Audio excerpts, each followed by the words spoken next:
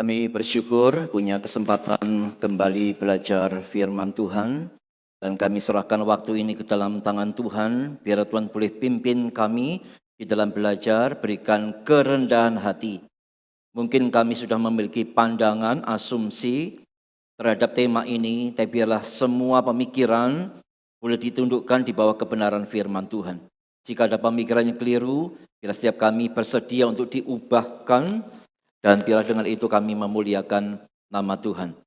Berkati, mampukan kami bisa belajar dengan baik dari awal sampai akhir. Dalam nama Yesus kami berdoa. Amin.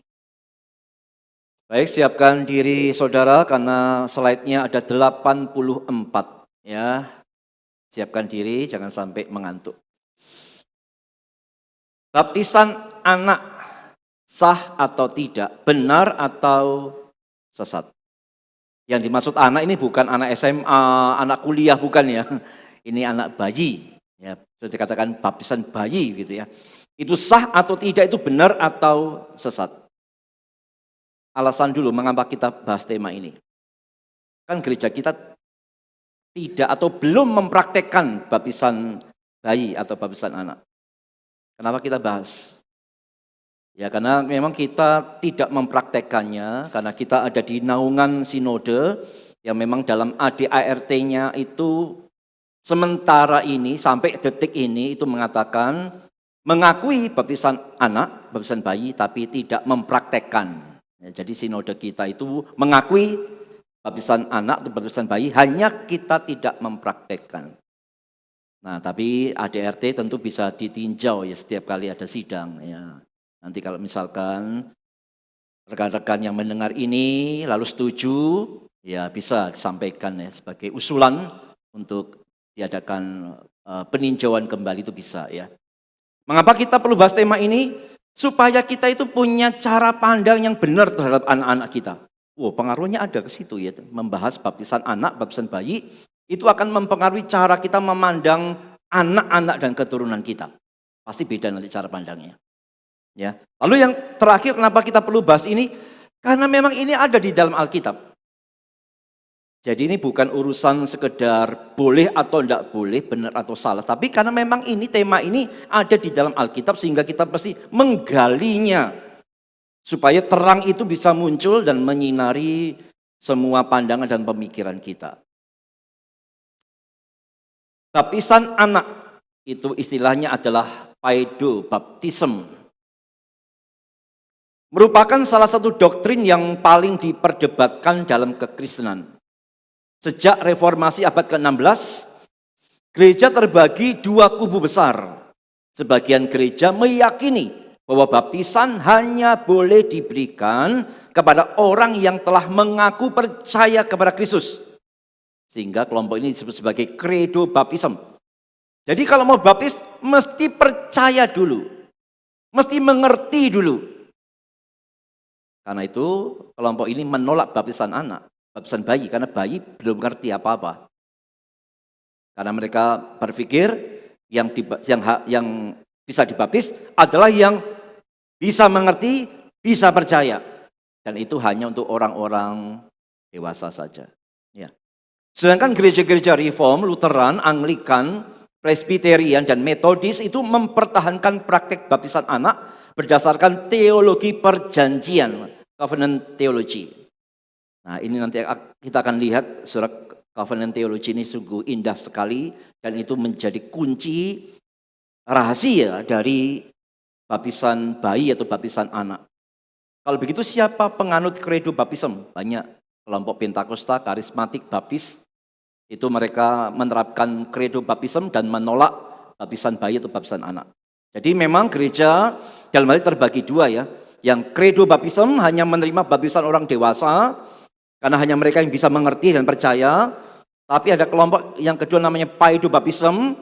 Mereka mengatakan baptisan bayi, baptisan anak itu sah. Karena meskipun belum mengerti, belum percaya, tapi dasarnya itu pada covenant theology. Nah kelihatannya covenant theology ini tidak terlalu diterima, ya, tidak terlalu diterima oleh kelompok credo baptism. Padahal sebenarnya covenant theology ini ada di dalam firman Tuhan. Nanti kita akan lihat. Alkitabnya sama, mengapa berbeda? Yang credo baptisan dewasa, pakai ayat-ayat firman Tuhan. Yang paido baptism juga pakai ayat firman Tuhan. Ayatnya sama bahkan nanti.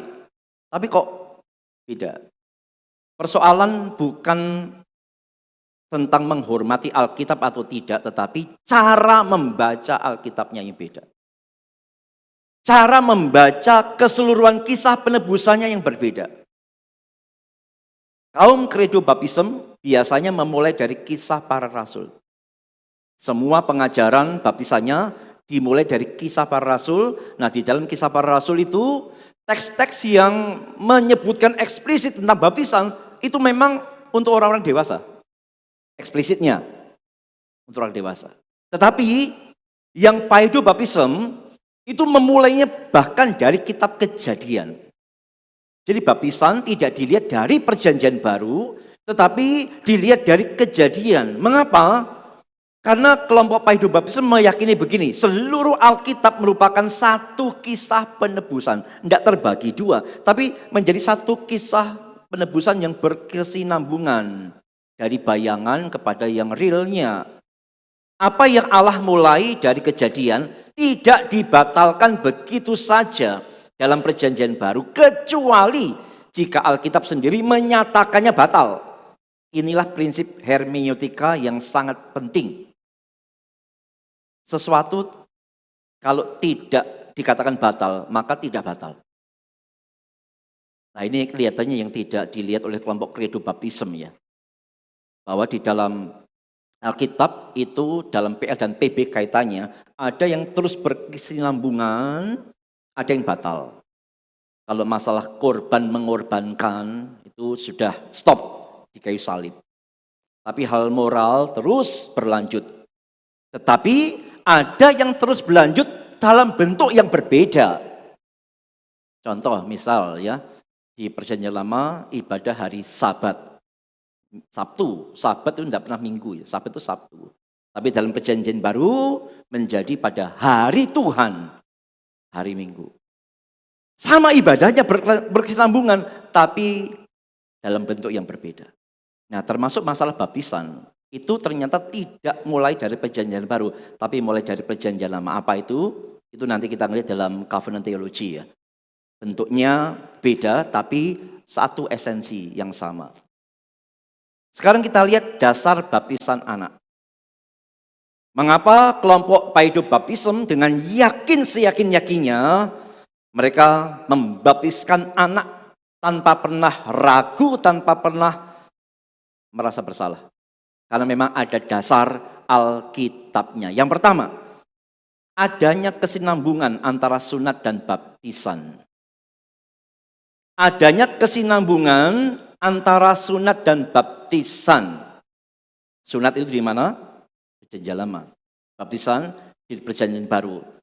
Bentuknya beda, tapi sebenarnya ada benang merahnya, ada keterkaitannya.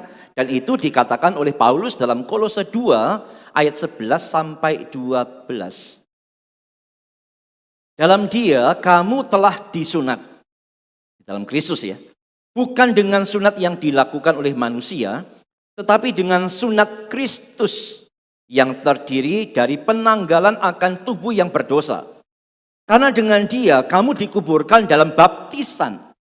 Dan di dalam Dia kamu turut dibangkitkan juga oleh kepercayaanmu kepada kerja kuasa Allah yang telah membangkitkan Dia dari antara orang mati. Perhatikan, Paulus itu mengkaitkan antara sunat dan baptisan. Di dalam Kristus kita telah disunat, lalu dia ngomong, di dalam Kristus kita dibaptiskan. Jadi ada kaitan antara sunat dan baptisan. Sekali lagi itu memang bentuknya beda, tapi ternyata ada keterkaitan, ada kesinambungan. Dalam Perjanjian Baru, dari teks tadi, kita bisa simpulkan baptisan itu menggantikan fungsi teologi sunat sebagai tanda dan meterai perjanjian. Sunat adalah tanda Perjanjian Lama, sedangkan baptisan adalah tanda Perjanjian Baru. Antara sunat dan baptisan tetap ada konteks yang sama, yaitu perjanjian. Hanya kalau di dalam perjanjian yang lama, Allah memakai tandanya itu pakai sunat. Orang-orang yang menerima atau hidup di dalam perjanjian dengan Allah, Allah yang membuat perjanjian, itu Allah kasih tanda sunat. Perjanjian lama. Perjanjian baru, ternyata umat perjanjian itu tidak berhenti. Umat perjanjian tidak pernah berhenti di perjanjian lama. Sampai perjanjian baru tetap ada umat perjanjian. Nah, kalau di perjanjian lama tandanya adalah sunat, maka di perjanjian baru tanda dari umat perjanjian itu adalah baptisan. Esensinya sama sebagai umat perjanjian, tetapi tandanya yang beda. Tapi ngomong-ngomong umat perjanjian, kita jangan sampai salah asumsi lebih dulu ya. Umat perjanjian tidak identik dengan keselamatan, tidak. Umat perjanjian itu keistimewaannya adalah dia masuk dalam berkat umum dari Allah yang membuat perjanjian. Berkat umumnya dapat. Tapi umat perjanjian tidak otomatis diselamatkan. Tidak. Justru adanya umat perjanjian itu ada berkat tapi juga ada kewajiban. Umat perjanjian diwajibkan belajar, mengajar, mendidik, mengarahkan pada iman dan seterusnya. Itu umat perjanjian. Jadi umat perjanjian tidak otomatis selamat. Bangsa Israel, apakah setiap orang Israel itu? Tidak, sangat banyak banget yang tidak selamat. Banyak banget. Apakah mereka bukan umat perjanjian? Tetap umat perjanjian. Tapi banyak yang selamat, ada yang selamat, banyak yang tidak selamat. Tapi tetap di dalam umat perjanjian ada berkat-berkat spesial sebagai umat perjanjian yang tidak dimiliki oleh umat-umat yang lain. Dalam perjanjian baru juga begitu. Umat perjanjian adalah orang percaya dan keturunannya. Itu umat perjanjian. Ya, ada berkat khusus sebagai umat perjanjian di dalam itu. Tapi tidak otomatis selamat. Makanya nanti kita akan belajar di dalam umat perjanjian baru pun tetap ada perintah bagaimana orang tua harus mendidik anak, mengarahkan anak di dalam konteks ini umat perjanjiannya Tuhan. Maka saya tadi di awal ngomong kan, cara pandang terhadap anak akan beda. Jadi anak tidak hanya dilihat sebagai keturunan, penerus tidak, tapi dilihat sebagai umat perjanjian Allah. Dan sebagai orang tua diminta untuk mendidik mereka di dalam perjanjian yang indah itu. Tentang hal ini, Kolose 2 ayat 11 dan 12, Louis Berkhof mengatakan begini. Dalam Kolose 2 ayat 11 dan 12, Rasul Paulus secara eksplisit menghubungkan sunat perjanjian lama dengan baptisan perjanjian baru. Jelas ada kaitannya ya. Ia menyebut baptisan sebagai sunat Kristus. Hal ini menunjukkan bahwa baptisan menggantikan posisi sunat sebagai tanda dan meterai masuknya seseorang ke dalam perjanjian anugerah Allah. Kalau perjanjian lama, seseorang anak untuk masuk ke dalam umat perjanjian harus disunat. Tandanya begitu. Maka di perjanjian baru, anak-anak untuk masuk dalam umat perjanjian Allah harus ada tandanya, yaitu baptisan. Dua tanda, bentuk beda tapi esensi sama sebagai tanda umat perjanjian. Karena itulah gereja-gereja yang menganut paedobaptisme sangat menekankan orang tua baptis anak. Baptiskan anakmu. Supaya terhisap di dalam umat perjanjian Allah sebagai keturunan dari orang-orang yang percaya menerima berkat-berkat Allah di dalam konteks berkat umum dalam umat perjanjian itu. Ya. Berikut dari John Calvin. Kristus mengerjakan di dalam kita sunat rohani. Bukan melalui tanda kuno yang berlaku di bawah Musa. Melainkan melalui baptisan. Karena itu baptisan adalah tanda dari hal yang diberikan kepada kita. Yang dulu digambarkan oleh sunat ketika realitas tersebut belum datang. Dulu sunat, sekarang tandanya baptisan. Dulu anak dari umat perjanjian ditandai dengan sunat, sekarang anak dari umat perjanjian ditandai dengan baptisan. Yang berikutnya dari John Chrysostom. Sunat lahiriah hanya memotong sebagian kecil dari tubuh sebagai lambang kesucian. Namun sunat rohani dalam baptisan menanggalkan seluruh kuasa kedagingan dan itu dilakukan bukan lagi dalam bentuk simbol melainkan dalam kenyataan. Lagi-lagi semua tokoh atau teolog ini mengkaitkan dengan tepat sekali bahwa sunat dalam perjanjian lama telah berubah bentuknya dalam perjanjian baru menjadi baptisan. Sehingga kalau di dalam perjanjian lama anak-anak itu mesti disunat, maka dalam perjanjian baru anak-anak juga harusnya dibaptis. Ya. Nah, cara pandang inilah yang membedakan antara paido baptism dan credo baptism tadi. Cek, kalau credo baptism tidak lihat ini. Pokoknya percaya dulu baru baptis. Percaya dulu baru baptis. Kalau paido baptism lihatnya tidak begitu.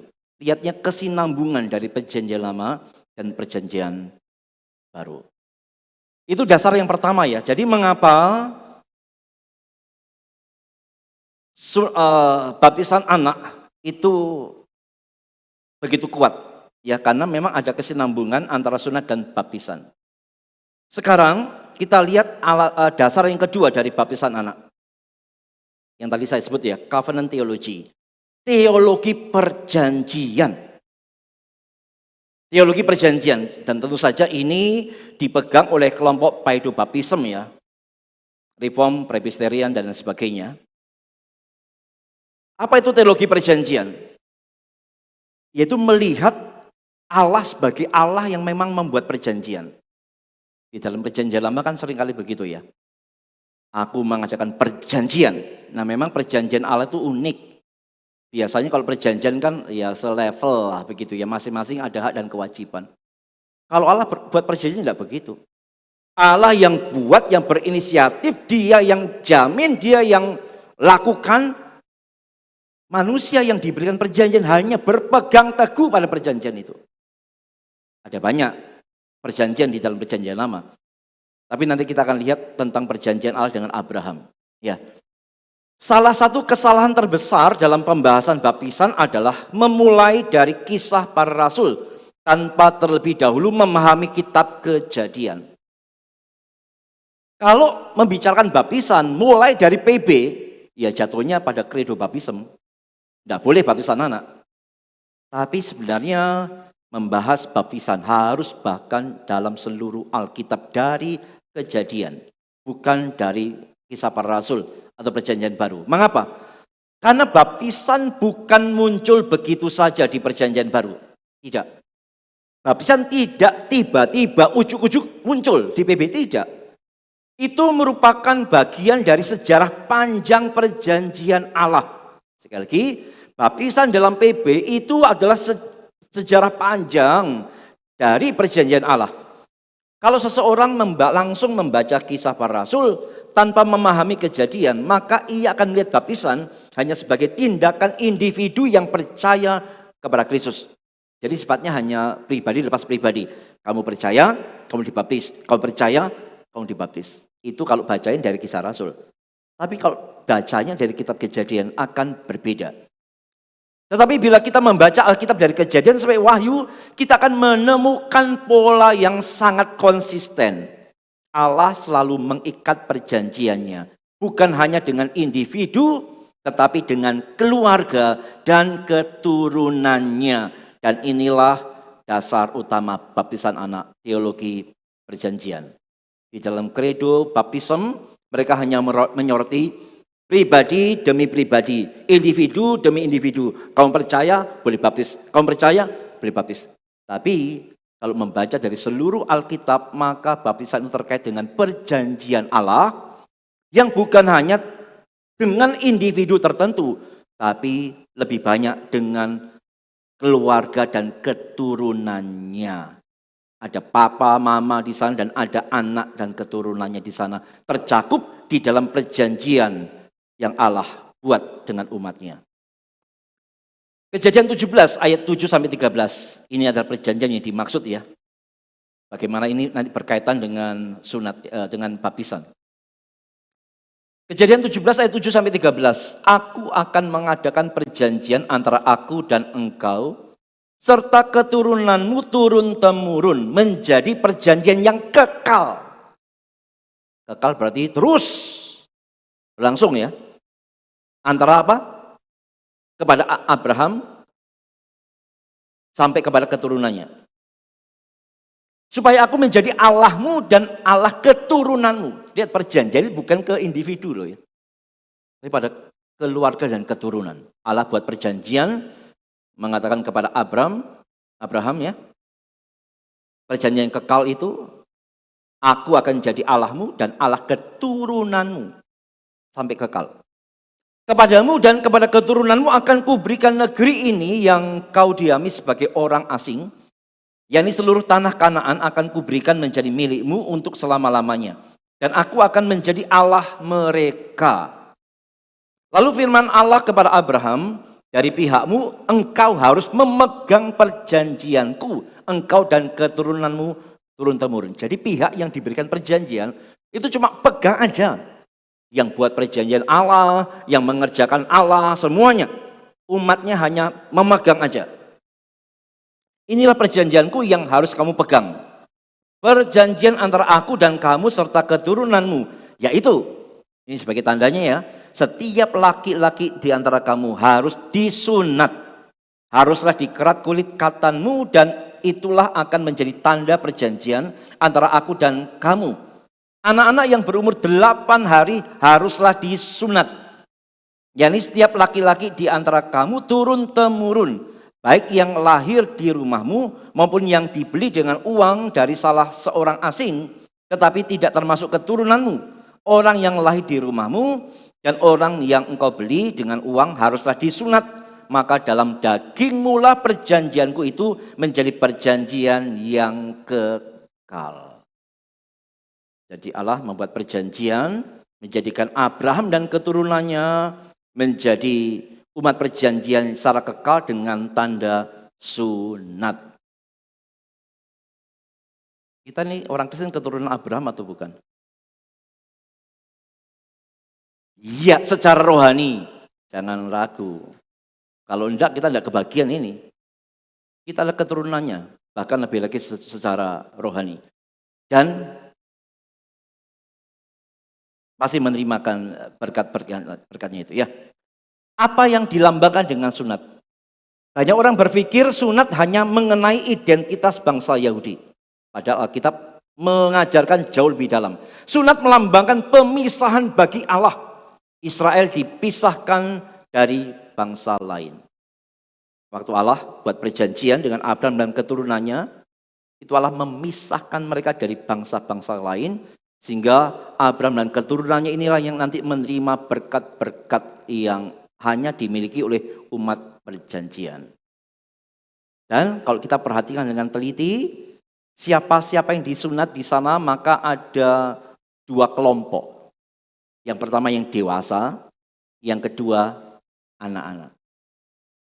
Orang dewasa yang mau disunat pasti ngerti kenapa mau harus sunat. Tapi anak-anak yang 8 hari, ngerti enggak? Enggak ngerti, tapi tetap disunat. Nah, ini menjadi apa ya, argumentasi yang kuat untuk menjawab argumentasi dari kredo baptism. Harus ngerti dulu baru dibaptis. Lupa bahwa dalam perjanjian lama yang disunat itu 2 kelompok. Orang dewasa dan anak-anak. Untuk orang dewasa pasti ngerti kenapa mesti disunat. Karena itu mereka disunat. Ngerti, maka disunat. Dalam perjanjian baru ngerti, maka dibaptis. Tapi ingat di PL juga ada anak-anak yang disunat. Yang pasti gak ngerti. Tapi tetap disunat. Berarti kalau dalam perjanjian baru, anak-anak meskipun gak ngerti, bisa dibaptis. Paham ya? Di PL ada 2 kelompok yang disunat. Orang dewasa dan bayi. Di PB, maka baptisan juga berlaku untuk keduanya. Dewasa dan bayi. Syarat untuk mengerti, itu hanya untuk yang dewasa. Bayi-bayi tidak ada syarat untuk mengerti. Di PL mereka bisa disunat, maka di PB harusnya tidak ada larangan untuk mereka dibaptiskan. Kita perhatikan ya. Apakah bayi 8 hari sudah percaya? Belum. Sudah bertobat? Belum. Sudah kenal Allah? Belum. Tapi mengapa mereka tetap menerima tanda perjanjian? Ini kuncinya. Karena dasar penerimaan tanda itu bukan pada kemampuan bayi, melainkan janji Allah kepada keluarga perjanjian. Bukan karena bayinya, tapi janji Allah kepada keluarga perjanjian. Allah ngomong kepada Abraham, engkau dan keturunanmu, termasuk bayi-bayi yang masih belum ngerti apa-apa. Tapi toh mereka diminta untuk disunat. Maka ini menjadi dasar nantinya dalam sunat dalam perjanjian baru, termasuk anak-anak bayi yang belum mengerti, karena adalah umat perjanjian yang sama, yang berkesinambungan dari PL dan PB, maka mestinya anak-anak dalam perjanjian baru pun bisa menerima baptisan. John Murray mengatakan begini, bayi itu tidak menerima sunat karena ia telah beriman, melainkan karena ia termasuk dalam komunitas umat perjanjian. Jadi kalau kita selama ini konsepnya adalah yang boleh dibaptis hanya yang ngerti, kita terlalu sempit memandang baptisan. Di perjanjian lama laki-laki, bayi yang belum ngerti apapun bisa disunat. Karena ada masuk ke dalam komunitas umat perjanjian. Orang tuanya adalah orang tua yang termasuk dalam umat perjanjian. Maka di dalam PB mestinya sama, orang tua Kristen dan keluarganya itu umat perjanjian. Maka mestinya, ya meskipun anaknya, bayinya belum mengerti, mereka harusnya dibaptis sebagai tanda komunitas umat perjanjian. Jadi sudah beda perspektifnya ya. Yang kredo hanya menekankan pengertian, yaitu berlaku untuk yang dewasa. Tapi untuk paido baptism, anak-anak bisa dibaptis tanpa mengerti dengan alasan ia termasuk dalam komunitas umat perjanjian. Nah sekarang kita bandingkan dengan Kisah Rasul pasal 2 ayat 38-39. Ini ayat yang oleh dua kelompok dipakai sebagai argumentasinya. Ayat yang sama tapi dilihat dari sisi yang berbeda, menghasilkan ajaran yang berbeda. Kisah Rasul 2 ayat 38-39. Kalau tadi kan kejadian 17 itu umat perjanjian Allah dengan Abraham dan keturunannya ya, secara kekal. Dan kita lihat ini ada kemiripan dalam Kisah Rasul 2 ayat 38-39.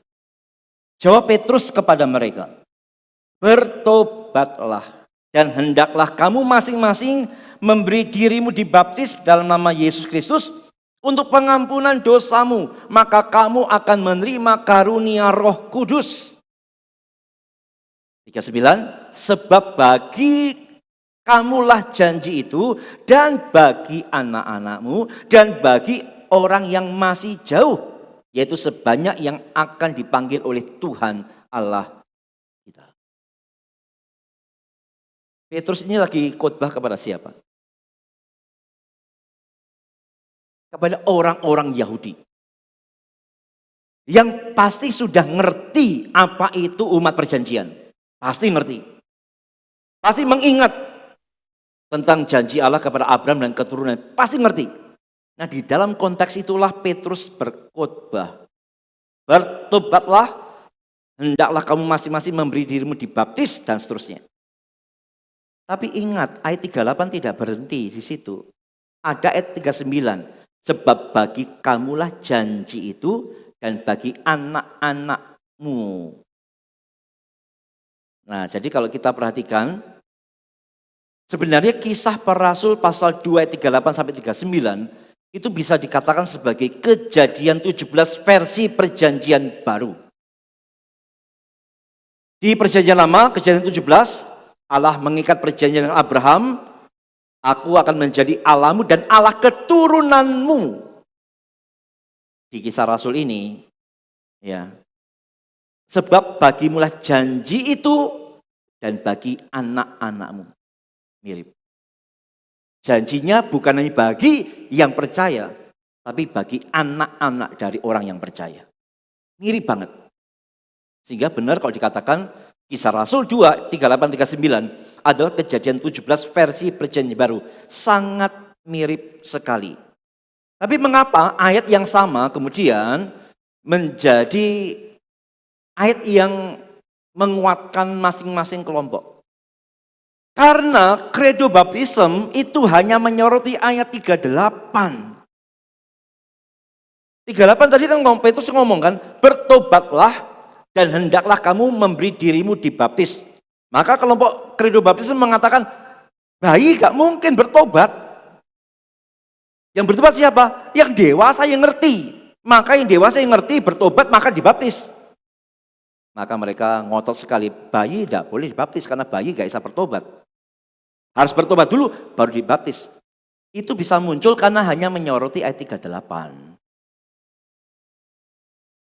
Kredo baptisme memandang baptisan sebagai tanda yang hanya diberikan kepada mereka yang telah mengaku iman secara pribadi. Itu hanya 38. Lupa ada ayat 39 bahwa janji itu bagi kamu yang bertobat dan percaya dibaptis, tapi juga bagi anak-anakmu. Termasuk yang baru lahir, yang baby-baby, janji itu masuk. Mereka terhisap di dalam janji itu. Nah, kemudian kalau ditarik lagi kepada Kejadian 17, maka anak-anak perjanjian di perjanjian lama harus disunat. Maka demikian harusnya anak-anak perjanjian dan perjanjian baru harus dibaptis. Paido Baptister melihat kisah 2:39 sebagai penegasan bahwa anak-anak tetap berada dalam lingkup perjanjian. Sehingga mereka tetap layak menerima tanda perjanjian yang baru. Ya, ini harusnya menjadi keindahan tersendiri di dalam baptisan anak ya. Memandang mereka sebagai anak-anak umat perjanjian. Yang memiliki tanda, apa tandanya? Baptis. Jadi sunat lahiriah sudah tidak harus lagi, karena itu sudah digantikan dengan baptisan ya. Kita akan sedikit memahami kisah Rasul 2 ayat 38-39 ini ya. Petrus itu berkhotbah kepada orang dewasa yang baru bertobat. Sehingga perintah bertobat dan baptis tidak bisa dijadikan pola satu-satunya untuk anak-anak yang lahir dalam keluarga orang percaya. Ya, konteksnya Petrus lagi khotbah kepada orang-orang dewasa. Ungkapan janji itu bagi kamu dan bagi anak-anakmu. Itu sengaja memakai bahasa perjanjian yang menggemakan Kejadian 17. Aku akan menjadi Allahmu dan Allah keturunanmu. Itu digemakan lagi di dalam kisah Rasul 2 ayat 38-39. Perjanjian baru memperluas umat Allah kepada bangsa-bangsa lain. Bukan mempersempitnya dengan mengeluarkan anak-anak orang percaya. Nah ini dia. Kelompok Paido Baptism memandang umat perjanjian dalam PB itu makin luas. Kalau dalam PL kan umat perjanjian sebatas orang umat Israel kan. Di perjanjian baru umat perjanjian itu luas. Yaitu semua orang percaya dan keturunannya luas. Tapi kelompok Kredo Baptisme mempersempit umat perjanjian hanyalah mereka yang sudah bisa percaya dan dibaptis. Berarti hanya orang-orang dewasa aja umat perjanjiannya. Bukan tidak bingung ya. Kredo Baptisme mempersempit umat perjanjian baru. Karena umat perjanjian baru menurut Kredo Baptisme adalah mereka yang bisa percaya dan dibaptis. Berarti hanya orang-orang dewasa saja. Kalau Paido Baptisme memperluas itu. Dari hanya bangsa Israel diperluas kepada semua bangsa asalkan percaya. Maka yang percaya dia dan keturunannya tercakup dalam umat perjanjian. Jadi makin luas. Keselamatan tetap bergantung pada panggilan Allah dan iman kepada Kristus. Tetapi pola perjanjian Allah terhadap keluarga tetap dipertahankan. Ini kalau kita lihat kemiripannya ya, Kejadian 17 ayat 7, aku akan menjadi Allahmu dan Allah keturunanmu. Kisah 2 ayat 39, janji itu adalah bagimu dan bagi anak-anakmu. Mirip banget. Ini bukan kebetulan, ini memang bahasa perjanjian yang digemakan lagi oleh Petrus. Mengingatkan orang Israel. Dulu Allah pernah berjanji akan jadi Allahnya Abraham dan keturunannya. Sekarang masih sama. Allah menjadi Allah dari orang percaya dan keturunannya. Perjanjian Allah tidak berhenti di perjanjian baru, tapi diperluas di dalam perjanjian baru. Herman Bavinck mengatakan Kisah Rasul 2:39 merupakan penegasan kembali dalam perjanjian baru bahwa perjanjian Allah mencakup orang-orang percaya dan anak-anak mereka. Indah sekali ya kalau kita boleh memandang keluarga semacam ini ya. Aku percaya anak-anakku adalah anak-anak umat perjanjian. Seperti Paulus ngomong kan dalam 1 Korintus pasal 7 kalau tidak salah itu ya. Adalah anak-anak yang kudus. Anak-anak orang percaya dikatakan sebagai anak-anak yang kudus. Anak-anak umat perjanjian. Yang akan menerima berkat-berkat umum di dalam konteks perjanjian Allah. Jadi sekali lagi perjanjian Allah itu tidak pernah berhenti. Di PL dia nyatakan kepada Abraham dan keturunannya. Di PB diperluas kepada orang percaya dan keturunannya. Next dari Charles Hodge. Pernyataan ini secara alami akan dipahami oleh setiap orang Yahudi sebagai penegasan bahwa hubungan perjanjian dengan anak-anak mereka tetap berlanjut. Tetap berlanjut. Jadi tidak berhenti di zaman Abraham dan sebagainya. Tetap berlanjut. John Calvin. Perjanjian yang Allah adakan dengan Abraham pada hakikatnya sama dengan perjanjian yang sekarang kita miliki di dalam Kristus. Sama. Perjanjian Allah kepada Abraham dan keturunannya hakikatnya sama dengan perjanjian orang percaya yang dimiliki orang percaya di dalam Kristus. Perbedaannya bukan pada substansinya, bukan. Tapi cara penyataannya. Di PL dinyatakan dengan sunat, di PB dinyatakan dengan baptisan. Sehingga Calvin melanjutkan begini, anak-anak tidak dijadikan orang asing terhadap gereja oleh kedatangan Kristus, melainkan diterima dengan kepenuhan yang lebih besar. Jadi yang tercakup dalam umat perjanjian di perjanjian baru, bukan hanya mereka yang bisa bertobat lalu dibaptis, bukan. Anak-anak dari orang percaya adalah juga umat perjanjian di perjanjian baru. Tidak menunggu untuk mereka bertobat dan percaya. Asalkan mereka adalah keturunan dari orang percaya, mereka secara otomatis sudah ada di dalam umat perjanjian, dalam perjanjian baru. Sehingga tadi ya, kalau di perjanjian lama, tandanya mesti disunat, di BB harusnya tandanya mesti dibaptis. Itu keindahan covenant theology yang berkesinambungan dari PL sampai PB. Maka menjadi pertanyaan kuat begini, jikalau perjanjian itu sama dan tidak pernah berhenti, Allah memiliki perjanjian dengan umat perjanjian di PL, berkesinambungan terus sampai umat perjanjian di PB. Kalau itu memang ada, mengapa dahulu anak-anak menerima tanda perjanjian, tapi sekarang justru dikeluarkan dari tanda perjanjian? Kalau anak-anak dulu harus disunat, tapi mengapa sekarang jangan dibaptis? Nah, ini adalah satu pertanyaan yang tajam sekali. Ya, ini mestinya jadi pertanyaan yang dipikirkan oleh kelompok kredo baptisme. Yang mengatakan yang boleh dibaptis hanya yang dewasa yang sudah ngerti. Tapi kembali lagi, kalau ini memang terkait dengan baptisan sebagai tanda umat perjanjian, direnungkan kembali. Dulu anak-anak dalam umat perjanjian lama itu menerima tanda, yaitu sunat. Mengapa sekarang anak-anak dalam umat perjanjian baru justru dikeluarkan dari tanda itu? Dengan dikatakan, jangan dibaptis. Nah, ini pertanyaan yang sangat tajam dan perlu dipikirkan. Ya, makanya saya tadi share ke grup hamba Tuhan Sinode juga. Siapa rekan-rekan bisa sepaham dengan ini. Yang berikutnya, janji itu adalah bagimu dan bagi anak-anakmu.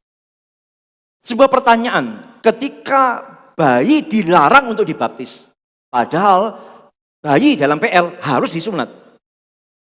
Maka pertanyaan berikutnya adalah, di mana Allah mencabut hak anak-anak perjanjian itu? Oh di PL loh, bayi-bayi harus disunat. Kalau di PB anak-anak nggak boleh dibaptis. Itu kan mencabut hak dari anak-anak perjanjian. Di mana Allah itu pernah mencabut itu? Tidak ada. Tidak ada. Jika selama 2000 tahun sebelum Kristus, anak-anak menerima tanda perjanjian, di manakah ada perintah yang jelas bahwa hak itu dicabut? Tidak ada. Berkesinambungan. Hanya yang membedakan bentuk tandanya aja. Tapi tandanya harus ada.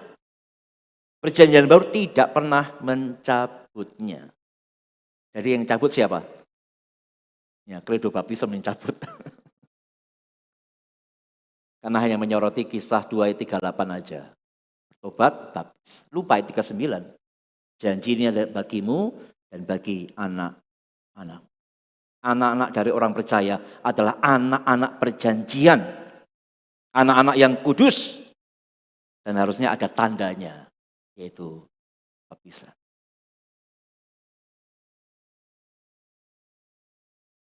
Syukur saya sudah dibaptis bayi. Jadi ngalamin 2 kali baptisan saya. Teologi perjanjian mengingatkan orang tua Kristen bahwa anak-anak mereka bukanlah orang luar yang baru dianggap milik Allah setelah dewasa. Bukan. Mereka dibesarkan di tengah umat perjanjian, mendengar firman, didoakan, dipanggil untuk merespon janji Allah dengan iman pribadi ketika bertumbuh. Baptisan anak bukan pengganti pertobatan, melainkan pengingat bahwa Allah lebih dulu mengambil inisiatif anugerah dan memanggil keluarga untuk hidup setia kepada Dia. Ini 2 kalimat ini penting ya. Jadi teologi perjanjian covenant theology ini mengingatkan kita sebagai orang tua Kristen. Anak-anak kita bukan orang luar. Mereka anak-anak perjanjian. Mereka bukanlah nunggu dewasa baru percaya, baru menjadi umat perjanjian. Tidak, mereka sudah umat perjanjian. Tatkala ada di dalam kandungan seorang ibu yang percaya. Ya. Sehingga karena mereka umat perjanjian, maka orang tua diminta, ayo, ini umat perjanjian. Kamu didik, kamu ajar, kamu arahkan. Supaya mereka bisa kenal Tuhan, mencintai Tuhan dan lain sebagainya. Ya. Ini adalah dasar yang kuat sekali untuk baptisan anak atau baptisan bayi, yaitu covenant theology. Yang saya pikir tidak akan tergoncangkan. Dasarnya kuat sekali. Kita lihat dasar yang lain tentang baptisan anak. Ini memang dasar yang kurang kuat, tapi ini sebagai komplemennya, pelengkapnya kira-kira begitu. Ya, yaitu baptisan satu keluarga. Di dalam Alkitab ada catatan tentang baptisan satu keluarga. Jadi bukan baptisan individu satu orang ya, tapi sekeluarga dibaptis. Ada beberapa kisah. Yang pertama baptisan keluarganya Lydia. Kisah Rasul 16 ayat 15, sesudah ia dibaptis bersama-sama dengan seisi rumahnya. Berarti keluarganya ya. Ya. Sehingga kelompok Paido Baptism mengatakan sangat mungkin ada anak-anak di sana. Sangat mungkin. Tapi kelompok Credo Baptism, mana ayatnya enggak ngomong. Ya memang enggak ngomong. Ini kan bicara kemungkinan. Kalau Credo Baptism mengatakan tidak ada dicatat anak-anak. Tapi juga kelompok Paido Baptism mengatakan tidak dicatat bukan berarti tidak ada. Sangat mungkin masih bisa ada. Karena bicara keluarga. Lalu baptisan keluarga kepala penjara. Bukan kepada itu, kepala penjara. Kisah 16 ayat 33. Seketika itu juga ia dan keluarganya memberi diri dibaptis. Laki-laki baptisan keluarga. Nah, ada penafsir yang mengatakan begini, kepala penjara ini kan usia produktif. Tidak mungkin opa-opa kan?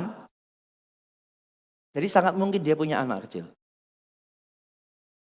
Sangat mungkin dia punya anak kecil. Ini lagi-lagi bicara kemungkinan ya, kemungkinan. Tapi sangat mungkin. Ya, dan dibaptis dia dan keluarganya. Lalu baptisan keluarga Stefanus. Siapa aja keluarga Stefanus? Mbak Retno, Regan. Oke, ini Stefanus yang beda ya. 1 Korintus 1 ayat 16, juga keluarga Stefanus, aku yang membaptiskan keluarga Stefanus. Jadi Alkitab menyoroti bukan hanya baptisan pribadi. Ini baptisan keluarga. Memang tidak dicatat ada, pasti ada anak-anak. Tapi kesannya melibatkan anak-anak. Jauh lebih kuat kesannya melibatkan anak-anak di sana. Karena ini bukan tentang baptisan pribadi lepas pribadi. Ini baptisan seisi keluarga. Kalau ngomong seisi keluarga, ya kesan kuatnya ada anak-anak di sana. R.C. Sproul, baptisan seisi rumah tidaklah menentukan jika dipandang secara terpisah. Tetapi menjadi keyakinan ketika dibaca dalam terang keseluruhan Alkitab. Memang keluarga Lydia, keluarga kepala penjara, keluarga Stefanus tidak dicatat ada anak-anak atau bayi di sana. Itu kalau dibaca terpisah. Tapi kalau dibaca berkesinambungan, menjadi Allah dari Abraham dan keturunannya. Allah menjadi Allah dari orang percaya dan keturunannya. Maka baptisan keluarga ini akan melengkapi betapa baptisan anak itu memang ada. Ya. Baptisan seisi keluarga mengajarkan beberapa prinsip penting. Injil tidak hanya menjangkau individu, tapi keluarga. Gereja mula-mula tetap memandang keluarga sebagai satuan penting dalam pekerjaan Allah. Jadi bicara keluarga berkeluarga, bukan hanya tokoh-tokoh tertentu ya. Tidak ada satu household baptisan seisi keluarga yang secara eksplisit menyebut bayi. Yang tidak ada. Tetapi juga tidak ada yang mengecualikan bayi. Tidak ada. Tidak disebut, tapi juga tidak dikecualikan. Yang penting baptisannya seisi keluarga. Karena itu household baptism bukanlah bukti berdiri sendiri, melainkan bagian dari pola besar teologi perjanjian. Mengapa dicatat baptisan ini dengan keluarganya, ini dengan keluarganya, ini dengan keluarganya? Karena terkait dengan teologi perjanjian itu tadi loh. Allah menjadi Allah orang percaya dan keluarganya dan keturunannya. Maka baptisan dilakukan juga dengan nama-nama tadi dan seisi rumahnya. Meskipun ini bukan argumentasi yang kuat untuk kedua kelompok, tapi ini sangat mendukung bagi hidup baptism. Komplement yang kuat sekali di dalam teologi perjanjian. Sekarang kita lihat baptisan anak dalam sejarah gereja. Ini penting, kenapa? Karena salah satu penganut kredo baptism mengatakan begini, baptisan anak itu produknya gereja Katolik. Jadi gereja Kristen yang mempraktikkan baptisan anak itu berarti niru Katolik, kira-kira begitu. Tapi itu adalah fitnah, itu tanpa dasar, tanpa data. Kita akan lihat baptisan anak dalam sejarah gereja. B.B. Warfield mengatakan sejarah baptisan bayi bukanlah sejarah tentang suatu inovasi abad pertengahan, yaitu abadnya Roma Katolik, bukan. Melainkan sejarah sebuah praktek Kristen kuno yang akarnya dapat ditelusuri hingga abad-abad awal gereja. Jadi dengan satu kutipan dari B.B. Warfield ini, ya sudah gugur untuk mengatakan baptisan bayi adalah produknya Katolik abad pertengahan. Tidak. Kita akan lihat buktinya nanti bahwa ternyata baptisan bayi bukan baru muncul di abad pertengahan. Bukan. Jika baptisan anak benar-benar baru muncul ratusan tahun kemudian, maka tentu gereja harus sangat berhati-hati menerimanya. Sebaliknya, jika praktek itu telah dikenal sejak generasi yang sangat dekat dengan para rasul, maka hal itu menjadi kesaksian historis yang kuat. Walaupun bukan dasar utama doktrin. Dasar utama baptisan bayi, baptisan anak Alkitab. Tapi fakta-fakta sejarah itu menguatkannya. Bahwa itu bukan produk gereja yang di abad pertengahan, tetapi sudah dipraktekkan bahkan di abad mula-mula. Yang pertama kita lihat dari Origenes. Dia mengatakan gereja menerima dari para rasul tradisi untuk memberikan baptisan bahkan kepada bayi-bayi. Ini kesaksian Origenes yang hidupnya sekitar 1 abad setelah para rasul. Tidak terlalu lama. Jadi ini bukti sejarahnya. Seorang tokoh yang hidupnya sekitar 1 abad dari para rasul mengatakan gereja menerima dari para rasul tradisi untuk memberikan baptisan bahkan kepada bayi-bayi. Jadi Origenes menyaksikan gereja mula-mula sudah praktekkan baptisan bayi dan itu didapatkan dari para rasul. Berikutnya dari Irenaeus. Dalam bukunya Against Heresis menulis begini, Kristus datang menyelamatkan semua orang melalui dirinya. Yaitu mereka yang dilahirkan kembali bagi Allah. Bayi, anak-anak kecil, remaja, pemuda, dan orang tua. Dikatakan di sana, ini dalam konteks baptisan ya, ada bayi, ada anak-anak kecil. Siapa Irenaeus? Irenaeus itu muridnya Polikarpus. Siapa Polikarpus? Polikarpus itu muridnya Rasul Yohanes. Jadi cucu muridnya Rasul Yohanes. Jadi sangat dekat dengan Rasul Yohanes. Rasul Yohanes punya murid Polikarpus, Polikarpus punya murid Irenaeus, dan Irenaeus menyaksikan bayi, anak-anak kecil itu dalam konteks ini dibaptiskan. Berikutnya dari Tertullian yang kurang lebih tahun 200 Masehi ya. Di dalam dokumen di Baptismo dia mengatakan menurut keadaan masing-masing, khususnya dalam hal anak-anak kecil, lebih baik baptisan ditunda. Loh, bukankah ini argumentasi yang melemahkan? Bukan. Perhatikan kalimatnya dari Tertullian. Memang kelihatannya dia tidak terlalu setuju dengan baptisan bayi. Tapi poinnya bukan masalah dia setuju atau tidak. Tapi poinnya adalah ketika dia ngomong, khususnya dalam hal anak-anak kecil lebih baik baptisan ditunda. Berarti apa asumsinya? Waktu itu sudah terjadi baptisan anak-anak, hanya dia kurang setuju. Tapi praktek baptisan anaknya berarti sudah ada. Jaroslav Pelikan mengatakan, seorang sejarawan terkemuka, mencatat bahwa keberatan Tertullian justru menunjukkan praktek baptisan bayi sudah dikenal luas pada zamannya. Hanya Tertullian tidak setuju. Tapi kan yang kita bicarakan bukan dia setuju atau tidak setuju, tapi apakah sudah ada di zamannya itu baptisan bayi, dan ada. Maka dia ngomong, aku tidak setuju, berarti ada. Berikutnya. Dari Hippolytus yang kurang lebih tahun 2015 Masehi. Dalam Apostolic Tradition pasal 21, ini adalah buku tata ibadah gereja di zaman dia hidup.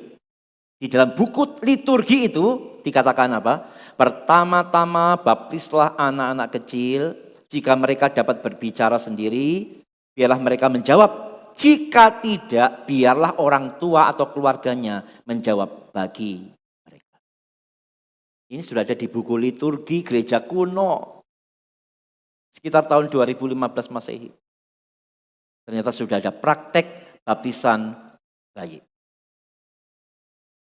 Belum bisa jawab, papa mamanya yang jawab. Yang janji, yang komitmen untuk anaknya itu. Lalu dari Cyprian. Dia itu memimpin sidang sinode Kartago yang membahas kapan bayi dibaptis. Bukan apakah bayi boleh dibaptis. Jadi ya sidang itu membahas kapan boleh dibaptis. Berarti hal itu menunjukkan praktek baptisan bayi sudah dikenal luas. Hanya di dalam sidang Kartago itu membahasnya adalah kapan diperbolehkan. Bukan apakah boleh atau tidak, bukan. Tapi kapannya. Berarti memang pada masa itu sudah dipraktekkan secara luas. Berikutnya lagi dari Bapak Gereja Agustinus. Ya, di abad yang keempat. Kebiasaan gereja membaptis bayi sama sekali tidak boleh diremehkan dan tidak boleh dianggap berasal dari siapapun selain para rasul. Jadi tuduhan yang mengatakan baptisan bayi adalah produk dari gereja Roma Katolik abad pertengahan itu tidak ada data, tidak ada dasar. Justru tokoh-tokoh abad permulaan dengan klaimnya yang eksplisit mengarah pada praktek dari para rasul. Ya, jadi ini adalah dasar tentang baptisan anak atau baptisan bayi. Ya, dari bukti sejarah itu telah dilakukan di abad mula-mula. Sekarang bagaimana posisi baptisan bayi dalam konsili-konsili gereja? Konsili gereja paling awal tahun 49 dan seterusnya ya. Dalam konsili-konsili itu tidak ada catatan adanya konsili besar yang memperkenalkan baptisan anak sebagai ajaran baru, tidak ada. Jadi tidak ada konsili-konsili besar itu membahas baptisan anak ini boleh atau tidak ada. Hal ini menunjukkan apa? Menunjukkan bahwa praktek baptisan anak itu sudah berkembang sebagai sesuatu yang telah dikenal, bukan yang tiba-tiba muncul. Kalau memang baptisan anak itu produk baru, pasti ada sidang gereja yang membahas itu, ya. Tapi tidak ada. Membuktikan bahwa memang itu sudah biasa dilakukan pada masa-masa itu. Ini data-data sejarah yang tidak bisa dibantah harusnya ya. Sekarang kita lanjut lagi baptisan anak dalam teologi para reformator. Apa yang dikatakan para reformator tentang baptisan? Luther, Zwingli, Calvin, Martin Bucer, Henry Bullinger, John Knox tetap mempertahankan baptisan anak. Mengapa? Karena mereka tidak melihat baptisan anak sebagai tradisi gereja Katolik, tetapi sebagai ajaran Alkitab yang berakar pada teologi perjanjian. Ingat ya, para reformator kan menentang habis-habisan ajaran-ajaran Katolik yang dianggap menyimpang. Tapi mereka tidak pernah menentang baptisan anak. Karena mereka tahu ini bukan produknya gereja Katolik. Ini adalah warisan dari para ajaran teologi perjanjian yang dipraktekkan oleh para rasul dan seterusnya ya. Secara cepat kita langsung aja lihat dari Martin Luther. Kita sudah tahu memulai reformasi pada 1517, ia menolak indulgensi, ia menolak keselamatan karena perbuatan baik, ia menolak otoritas paus di atas kitab suci, tapi dia tetap mempertahankan baptisan anak. Karena baptisan anak adalah janji Allah, bukan tindakan manusia. Lalu Ulrich Zwingli mengatakan perjanjian baru tidak memutus hubungan antara Allah dan keturunan orang percaya. Tidak. Sebagaimana anak-anak Israel menerima sunat, demikian pula anak-anak orang percaya menerima baptisan. Jadi Zwingli menekankan perjanjian baru tidak pernah putus hubungan antara keturunan sebagai umat perjanjian dan orang tua yang tidak.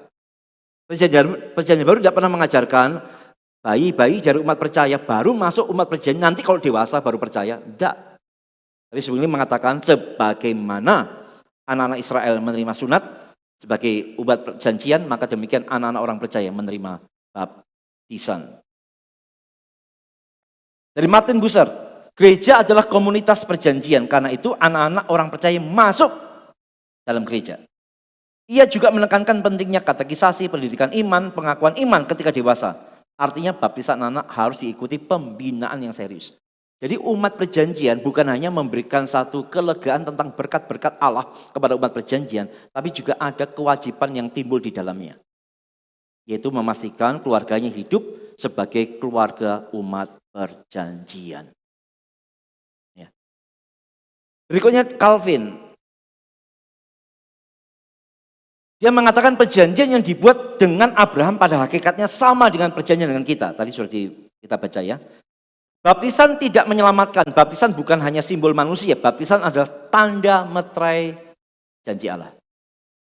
Memang ada ekstrim ya. Ada yang ngomong baptisan menyelamatkan. Salah. Tapi ada yang ngomong baptisan hanya tanda aja. Tapi Calvin mengatakan bukan hanya tanda. Bukan hanya simbol. Tapi itu tanda perjanjian. Meterai perjanjian. Janji Allah. Jika anak-anak mengambil bagian dalam realitas yang dilambangkan, mengapa mereka ditolak menerima tandanya? Kalau kita mengakui anak-anakku adalah anak-anak perjanjian, mengapa kita membuang tanda perjanjian itu sunatnya? Baptisnya. Ya. Harusnya kalau kita mengakui anak-anakku adalah anak-anak perjanjian, anak-anak umat perjanjian, maka mestinya kita juga melekatkan tandanya, yaitu baptisan. Henry Bullinger melanjutkan pemikiran Zwingli, jika bayi termasuk dalam perjanjian pada zaman perjanjian lama, mengapa mereka harus dikecualikan dalam perjanjian baru? Lagi-lagi tadi ya, bayi dalam perjanjian lama adalah umat perjanjian, dikasih tanda sunat. Kenapa? Anak-anak orang percaya juga adalah anak-anak umat perjanjian, mengapa tandanya dibuang? Nah, itu baptisannya. John Knox membawa teologi Calvin ke Skotlandia. Baptisan anak selalu diikuti pendidikan iman, disiplin gereja, pengakuan iman ketika dewasa. Jadi baptisan itu bukan akhir, melainkan awal. Jadi kata-kata ini berarti John Knox setuju bahwa baptisan bayi, baptisan anak itu alkitabiah adanya. Lalu bagaimana dengan pengakuan iman reform? Ada beberapa pengakuan. Yang pertama pengakuan iman Belgia. Pasal 34 menyatakan bahwa baptisan menggantikan sunat sebagai tanda perjanjian. Di PL tandanya sunat, di PB tandanya baptisan. Bayi disunat, maka harusnya bayi juga dibaptis sebagai tanda. Katekismus Heidelberg, pertanyaan 74. Haruskah bayi juga dibaptis? Jawabannya ya, karena mereka sama seperti orang dewasa, termasuk dalam perjanjian Allah. Termasuk. Ya. Lalu pengakuan iman Westminster 16 pasal 28 menyatakan anak-anak dari satu atau kedua orang tua yang percaya harus dibaptis. Jadi semua mayoritas ya, tidak semua ya. Mayoritas tokoh-tokoh reformasi gereja itu mengklaim atau mengajarkan bahwa paedobaptism itu alkitabiah. Sekarang secara cepat kita akan membahas keberatan dan jawaban ya. Mau pijetan dulu? Mau gerak-gerak dulu? Ini langsung ke keberatan dan jawaban. Kita akan bahas cepat aja ya. Keberatan yang seringkali ditujukan kepada paedobaptism. Dan bagaimana jawabannya. Yang pertama begini. Kelompok Credo Baptism yang menolak baptisan bayi mengatakan begini. Tidak ada satu bayi pun yang dibaptis dalam Alkitab. Aku sebutkan, cari ayatnya. Di mana ada bayi dibaptis. Alkitab tidak pernah berkata seorang bayi dibaptis. Tak pernah.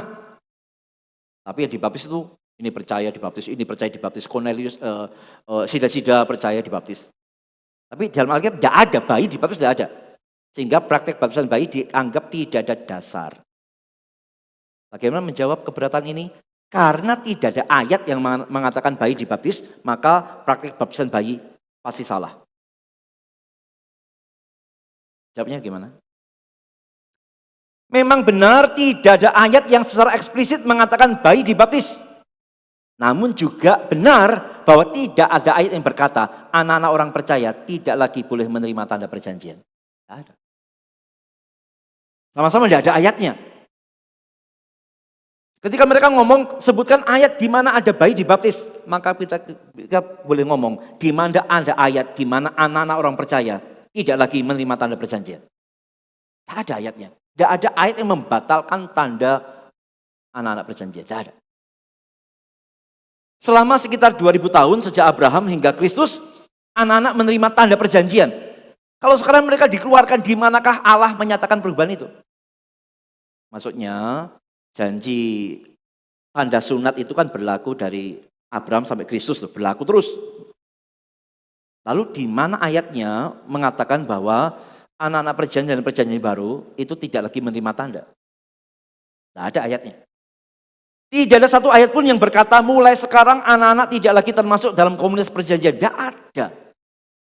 Artinya umat perjanjian terus berkesinambungan dari PL sampai PB. Yang membedakan lagi-lagi hanyalah tandanya di PL sunat, di PB baptisan. Meskipun tidak ada ayat eksplisit mengatakan bayi dibaptis.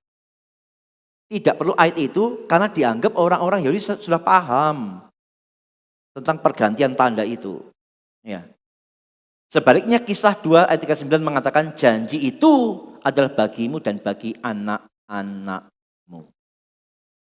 Lagi-lagi tidak ada ayat eksplisit mengatakan bayi dibaptis, tapi juga tidak ada ayat eksplisit yang mengatakan anak-anak perjanjian dalam perjanjian baru sudah tidak perlu memiliki tanda lagi. Tidak ada juga. Ya. Berikutnya, keberatan kedua, baptisan itu selalu didahului iman. Iman dulu baru baptis. Misalnya, Markus 16 ayat 16. Siapa yang percaya dan dibaptis akan diselamatkan. Kisah Rasul 8, orang Samaria percaya lalu dibaptis. Kisah Rasul 10, Cornelius percaya lalu dibaptis. Jadi harus percaya dulu, beriman baru dibaptis. Bayi mana bisa percaya, bayi mana bisa beriman. Siapnya gimana? Kamu kok baptis anakmu tuh?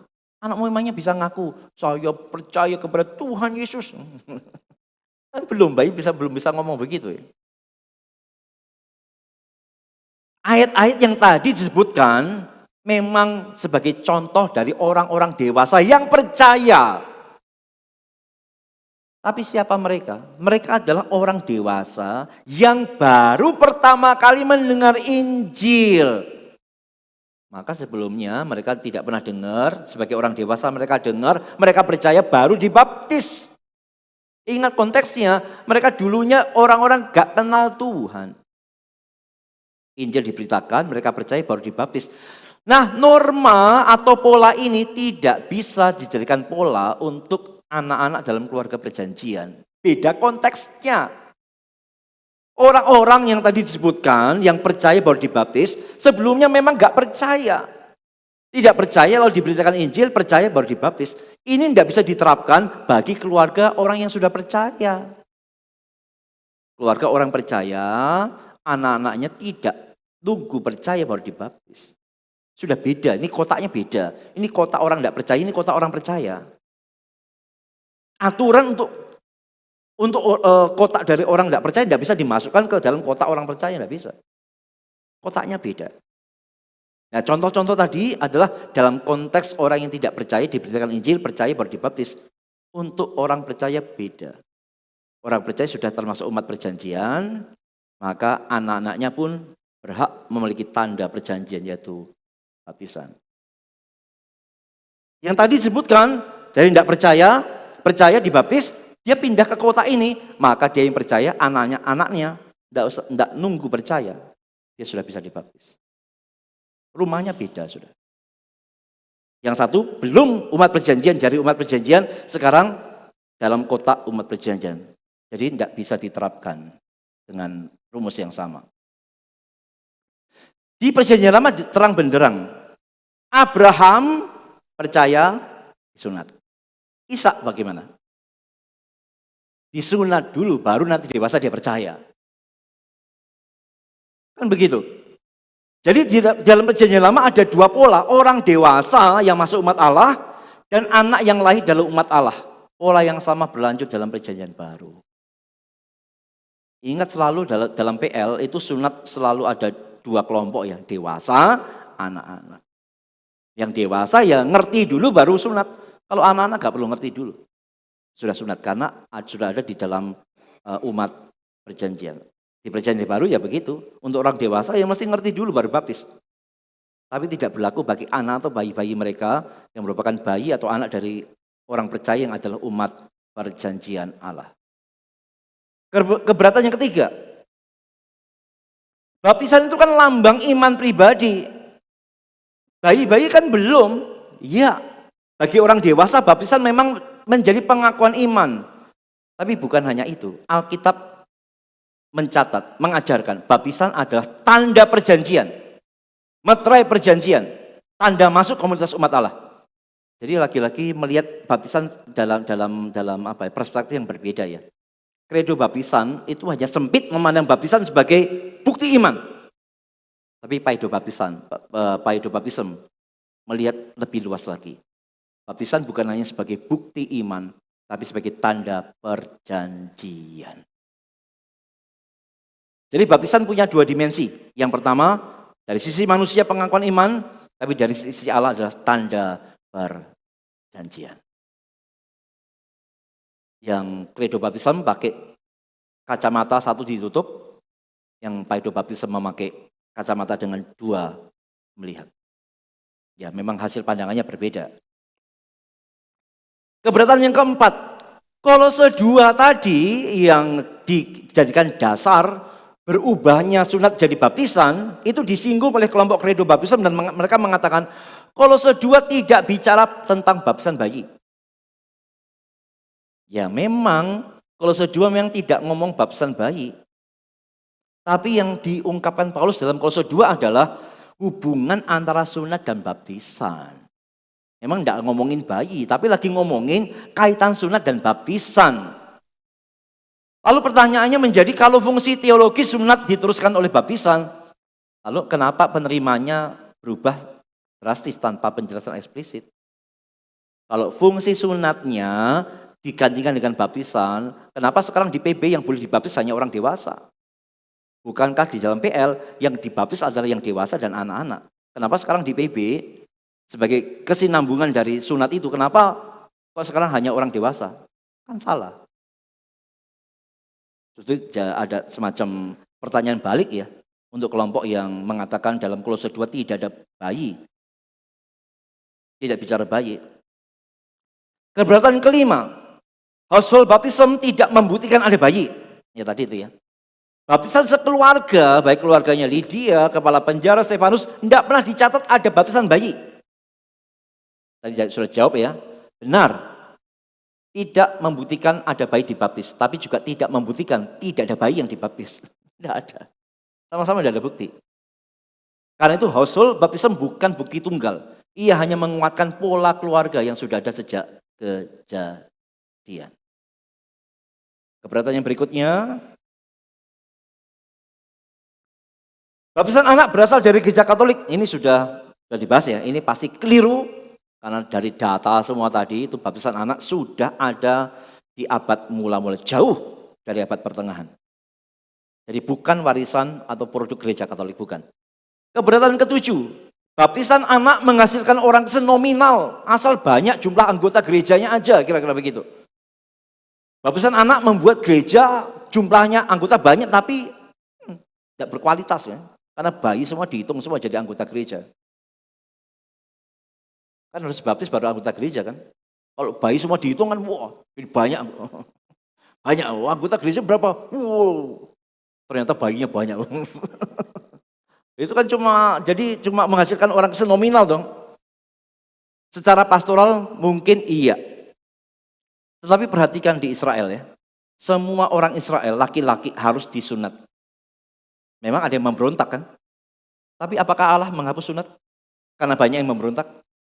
Tidak, Allah tidak pernah hapuskan sunat. Yang salah bukan tandanya, tapi hati manusianya. Maka Calvin mengatakan penyalahgunaan suatu sakramen tidak pernah membatalkan penggunaan yang benar. Bahwa ada bayi-bayi yang dibaptiskan, tapi kemudian ada yang tidak jelas kemana-mana begitu ya. Itu bukan karena baptisannya, bukan. Ya karena hatinya. Orang Israel kan begitu, disunat semua. Tapi banyak yang memberontak. Tapi Allah tidak pernah tuh. Wah karena yang disunat ternyata banyak yang tidak benar. Kalau gitu tidak usah sunat lagi. Tidak juga. Tetap tandanya tetap jalan. Karena yang salah bukan tandanya. Tapi adalah orangnya. Keberatan yang berikutnya. Kedelapan. Kalau sudah ada baptisan bayi, kenapa perlu CD lagi? Kan udah dibaptis. Ngapain ada CD lagi? Ya, ini jawaban ringan aja ya. Ya karena memang baptisan dan pengakuan iman punya fungsi yang beda. Baptisan tanda masuk ke dalam komunitas perjanjian. Bayi yang dibaptis memiliki tanda sebagai umat perjanjian. CD, respon pribadi terhadap janji Allah yang telah diterima sejak kecil. Waktu bayi, anak belum mengerti. Tapi ketika dia sudah masuk dalam umat perjanjian, orang tuanya akan bertanggung jawab mendidik mereka, mengenalkan pada Allah, dan seterusnya. Maka ketika sudah dewasa, dia bisa mengikrarkan akan pengakuannya secara pribadi. Di perjanjian lama, seorang anak Israel disunat pada hari ke-8, tapi ia kemudian mesti belajar Taurat, mengasihi Tuhan, dan hidup dalam iman. Dibaptis dulu. Disunat dulu, baru belajar. Maka di PB juga bisa begitu. Bayi dibaptis dulu, baru nanti gereja, keluarga mendidik mereka di dalam kebenaran firman Tuhan. Yang keberatan yang ke-9. Kalau gitu kenapa enggak tunggu anak pilih sendiri sih? Karena nanti bisa pilih, mau baptis enggak baptis kan ngapain orang tua paksain anak. Kan bisa tunggu anaknya untuk pilih sendiri. Terhadap pertanyaan ini bisa dibalik begini, loh kalau begitu mengapa orang tua Kristen ngajarin doa kepada anaknya? Kenapa bawa anak ke gereja? Kenapa ngajarin anak Alkitab? Kenapa nyuruh anak nyembah Tuhan? Mengapa enggak tunggu anak nanti bisa pilih sendiri? Dikembalikan pertanyaannya. Kalau menyerang baptisan anak dengan mengatakan orang tua enggak usah bawa anak baptisan, nanti kan anak bisa pilih sendiri. Ya jawab balik lagi, kenapa kamu orang tua juga ngajarin doa? Anak bisa pilih sendiri mau doa atau enggak nanti. Kenapa ajarin Alkitab? Kan anak bisa pilih sendiri nanti kalau sudah dewasa, mau belajar Alkitab atau enggak. Kacau semua. Jawabannya adalah, ya karena Alkitab memerintahkan orang tua mendidik anak. Orang tua memerintahkan orang tua untuk membaptiskan anaknya. Kalau demikian, mengapa tanda perjanjian perlu ditunda? Baptisan anak dipahami sebagai bagian dari tanggung jawab orang tua untuk membesarkan anak di dalam Tuhan. Jadi baptisan anak ya untuk anaknya itu sebagai tanda masuk dalam komunitas perjanjian, orang tuanya punya tanggung jawab untuk membesarkan anak di dalam iman. Keberatan yang ke-10. Baptisan adalah simbol persekutuan dengan Kristus. Bayi kan belum ngalamin persekutuan mati dan bangkit dengan Kristus. Jawabannya bagaimana? Jawabannya adalah kembali bertanya, apakah simbol hanya boleh diberikan setelah realitas yang terjadi? Simbolnya kan baptisan nih. Apakah itu hanya boleh diberikan setelah realitasnya dia percaya Yesus baru terjadi? Perjanjian lama tidak begitu. Sunat diberikan sebelum beriman. Dengan demikian Alkitab sudah mengenal tanda yang mendahului penggenapan penuh dari kehidupan seseorang. Jadi lagi-lagi ya pemikiran mesti ngalamin Kristus baru dibaptis. Yaitu berlaku untuk yang dewasa. Tapi untuk anak-anak tandanya dulu dikasih. Baru nanti penggenapannya belakangan. Ya memang terjadi perbedaan ya antara orang tua dan anak-anak. Memang beda. Kan lagi-lagi kotaknya sudah beda. Kotaknya sudah beda. Yang dewasa dari yang belum ngerti Kristus jadi ngerti. Setelah ngerti jadi Kristus pindah ke dalam kotak umat perjanjian. Otomatis anak-anaknya menjadi anak-anak perjanjian dan berhak menerima tanda itu. Jadi seringkali kelompok credo baptism itu menggunakan syarat untuk orang dewasa diterapkan untuk syarat untuk anak-anak. Padahal Alkitab tidak pernah yang semacam itu. Di PL ada orang dewasa disunat tapi ada bayi-bayi juga yang disunat. Keberatannya 11. Baptisan anak tidak punya dasar yang eksplisit, tidak ada ayat yang eksplisit. Yang ada adalah orang-orang dewasa. Ini jawabannya juga ringan aja. Memang tidak ada ayat eksplisit tentang anak atau bayi yang dibaptis. Tapi perhatikan doktrin Kristen seringkali dibangun secara sistematis. Contohnya, dalam Alkitab ada istilah Tritunggal? Tidak ada. Tapi kenapa kita percaya Tritunggal? Seluruh Alkitab mengajarkan itu. Ya, istilahnya tidak pernah muncul. Tapi keseluruhan Alkitab itu mengungkapkan doktrin tentang Tritunggal. Begitu juga dengan baptisan anak. Ya, ini adalah argumentasi teologis, bukan pencarian satu ayat eksplisit, tidak. Tapi tadi ya dari teologi perjanjian yang kita lihat keindahan yang demikian rupa dari PL sampai ke dalam PP. Keberatan ke-12. Baptisan anak itu tidak cocok dengan baptisan Yesus. Kapan Yesus pernah dibaptis anak? Tidak ada. Yang ada Yesus diserahkan dalam bait suci. Nah, coba cari di mana Yesus pernah dibaptiskan waktu bayi. Tidak ada. Yesus dibaptiskan umur berapa? 30. Dewasa dia sudah. Dalam Matius 3:16, sesudah dibaptis, Yesus segera keluar dari air dan pada waktu itu juga langit terbuka dan seterusnya. Jadi Yesus dibaptisnya waktu dia dewasa umur 30. Kalau kita mau ikuti Yesus, harusnya kan kita harus dibaptisnya dewasa juga dong. Maka kelompok credo baptism mengatakan baptisan anak itu tidak meneladani Yesus. Karena Yesusnya baptisnya dewasa, bukan baptis anak. Wah, ini kelihatannya argumentasinya kuat banget ya. Iya ya, ternyata baptisan anak tidak meneladani Yesus. Jawabnya gimana?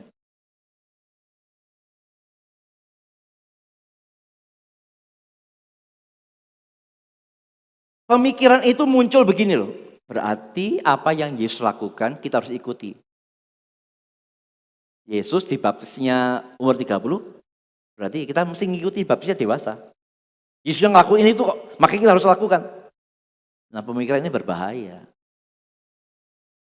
Pertanyaannya adalah, apakah semua yang dilakukan Yesus harus ditiru persis? Ya atau tidak? Sudah ada jawabannya. Apakah yang dilakukan Yesus harus kita tiru persis? Jawabannya tidaklah. Kalau iya, Yesus disunat pada hari ke-8. Harus kamu disunat juga begitu hari ke-8. Supaya ngikutin teladan Yesus kan? Yesus dipersembahkan di bait Allah. Kamu dipersembahkan juga loh. Yesus berpuasa 40 hari 40 malam di padang gurun. Ayo. Jangankan 40 hari 40 malam ya. Semalam aja sudah. Itu pun semalam di Balikpapan, coba di padang gurun. Loh, kamu enggak puasa 40 hari 40 malam di padang gurun, kamu enggak ngikutin teladan Yesus loh. Yesus dibaptis di mana? Wah, kamu dibaptis di kolam, enggak cocok. Kamu ikuti teladan Yesus, kamu baptis ke Yordan. Bisa kacaunya kalau setiap yang Yesus lakukan harus diteladani persis. Kacau balau semuanya. Yesus pilih 12 rasul. Berarti pendeta yang mau teladani Yesus harus punya jemaat berapa? 12. Yesus muridnya 12. Jadi gereja yang lebih dari 12 orang enggak ikutin teladan Yesus. Kan lucu semua. Yesus berjalan di atas air. Mau ikut? Kepetung, gak usah pakai speed, kelotok gak usah. Jalan ya. Mau coba? Yesus mati kayu salib menebus dosa. Mau? Jadi artinya tidak seadanya yang Yesus lakukan harus diikuti, tidak. Yang harus diikuti adalah hal-hal yang berkaitan dengan hatinya Yesus.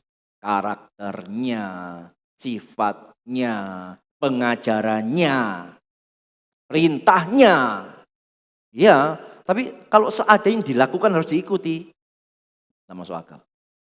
Maka kelompok Credo Baptis mengatakan Yesusnya baptis umur 30, tidak baptis bayi. Berarti baptisan anak tidak meneladani Yesus. Ya, agak konyol untuk mengatakan itu ya. Dan perlu diketahui bahwa baptisan Yesus itu unik. Baptisan Yesus itu berbeda dengan baptisan yang lain. Apa keunikan baptisan Yesus? Yang pertama, baptisan Yesus bukan baptisan Kristen. Yesus tidak menerima baptisan Kristen seperti yang dilakukan gereja setelah Pentakosta. Beda, lagi-lagi baptisan Yesus itu unik. Tidak sama seperti kita dibaptis, sangat beda. Baptisan Yesus punya tujuan yang unik dalam sejarah penebusan, yaitu untuk menggenapkan seluruh kehendak Allah. Yaitu kehendak Allah yang unik dalam dirinya, yang tidak dimiliki untuk semua yang lain. Baptisan Yesus sebagai pelantikan pelayanan mesianik. Pengurapan publik oleh Roh Kudus, awal pelayanan kepada Israel. Tidak pernah dimiliki oleh yang lain, hanya Yesus saja. Beberapa hal yang lain, yang unik. Waktu Yesus dibaptis, langit terbuka, Roh Kudus turun dalam rupa burung merpati. Ada suara Bapa terdengar, inilah anakku yang kukasihi. Siapa yang pernah ngalamin selain Yesus? Pernah enggak waktu dibaptis di kolam ini tiba-tiba plafon terbuka? Bro. Kalau ada burung gagak, gitu. Enggak ada. Keunikan baptisan Yesus tidak bisa disamakan dengan baptisan yang manapun juga. Ya, jadi beda. Jadi untuk meneladani baptisan Yesus, ya karena Yesus baptisannya dewasa, maka harus dewasa. Itu akan kelabakan untuk disebutkan poin-poin tadi itu. Tidak mungkin, karena baptisan Yesus itu beda. Bukan baptisan pertobatan, bukan juga. Ya. Baptisan yang spesial dengan tujuan, dengan makna yang berbeda. Yang berikutnya, keberatan ke-13. Kalau baptisan menggantikan sunat, mengapa perempuan dulu tidak disunat, tapi sekarang kok dibaptis? Nah, ini mau tanya Ci Debbie ya. Dulu zaman Abraham yang disunat kan yang laki-laki toh. Nah sekarang kalau itu masuk ke perjanjian baru, harusnya yang perempuan tidak usah dibaptis dong. Kan dulu perempuan tidak disunat. Tapi kenapa juga sekarang perempuan juga harus disunat? Tidak cocok ini, kalian begitu kan? Gimana jawabannya?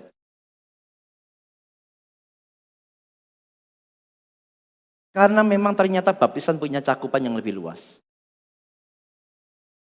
Di dalam Kristus, laki-laki, perempuan sama-sama menerima tanda perjanjian. Ingat ya, di PL itu tembok pemisahnya besar banget.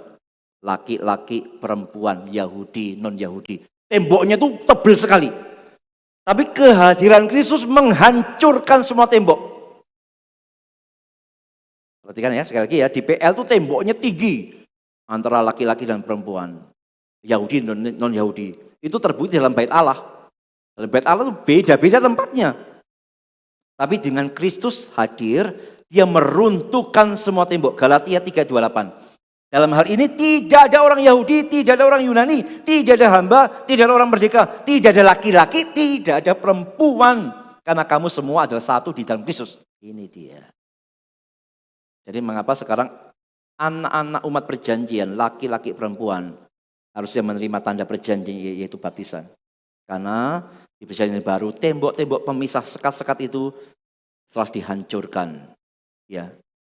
Karena itu baptisan justru menunjukkan kepenuhan perjanjian baru, keluasan, bukan makin sempit. Lagi-lagi kredo baptisan mempersempit ruang dari umat perjanjian. Padahal Kristus menghancurkan sekat-sekat semua. Sama kredo baptisan dipersempit. Umat perjanjian hanya orang-orang dewasa yang percaya. Tidak cocok. Harusnya umat perjanjian di PB makin luas. Bukan lagi Israel, tapi non-Israel. Bukan lagi laki-laki, tapi juga perempuan dan seterusnya. Ya, makin luas harusnya. Bukan hanya orang dewasa, tapi juga anak-anak. Tinggal sedikit lagi. Sudah slide 81 ya. Lagi selesai. Keberatan yang ke-14. Berdasarkan Lukas 2 ayat 21-22. Yang benar itu penyerahan anak, bukan baptisan anak.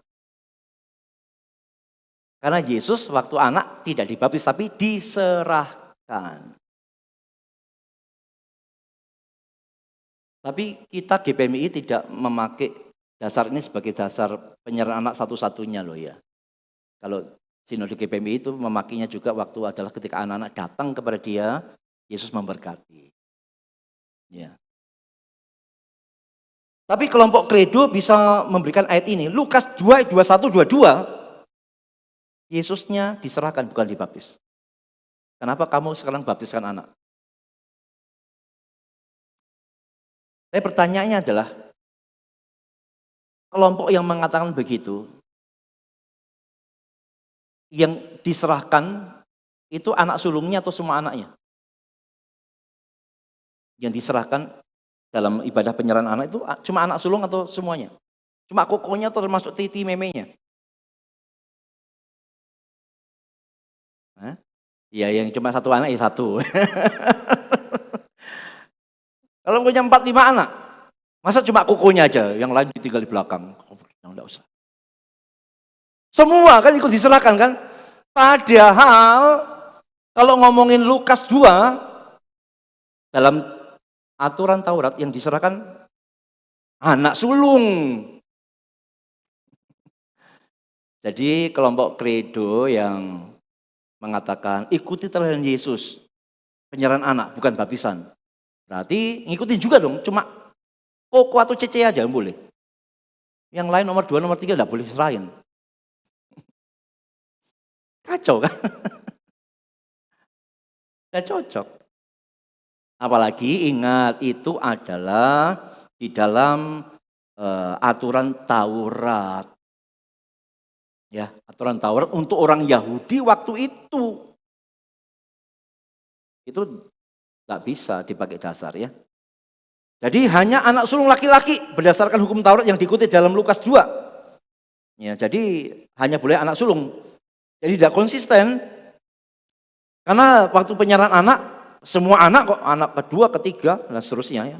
Dan anak perempuan juga iya, diserahkan juga. Padahal dalam konteks Yahudi anak laki-laki yang sulung. Jadi tidak tepat secara eksegesis tapi juga tidak konsisten. Ya, menggunakan contoh Yesus diserahkan lalu untuk mengajarkan bukan baptisan bayi tapi penyerahan anak tidak cocok. Tidak cocok sama konteksnya dan juga tidak konsisten. Karena kalau mau konsisten yang boleh diserahkan cuma anak laki-laki yang sulung aja. Tidak bisa. Ya. Kesimpulan. Yang pertama, baptisan anak adalah benar. Bukan sesat, bukan salah. Alkitabiah banget. Allah tidak hanya memanggil individu, tetapi juga bekerja melalui keluarga. Orang tua dipanggil untuk membesarkan anak-anak mereka dalam pengajaran Tuhan.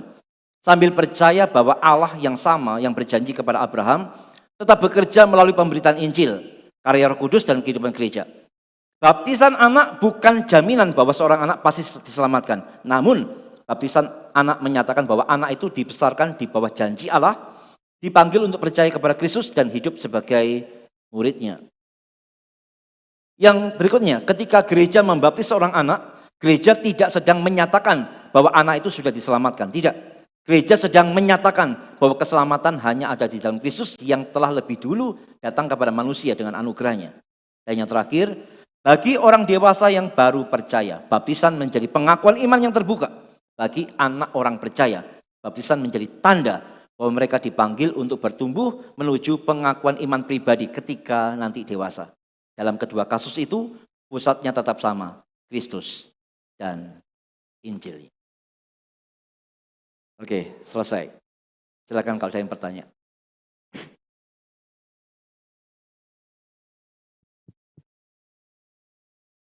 Ya.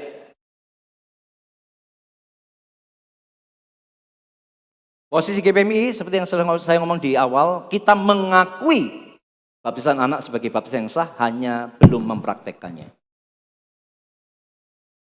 Di anggaran dasarnya sudah dibikin ya? Sudah.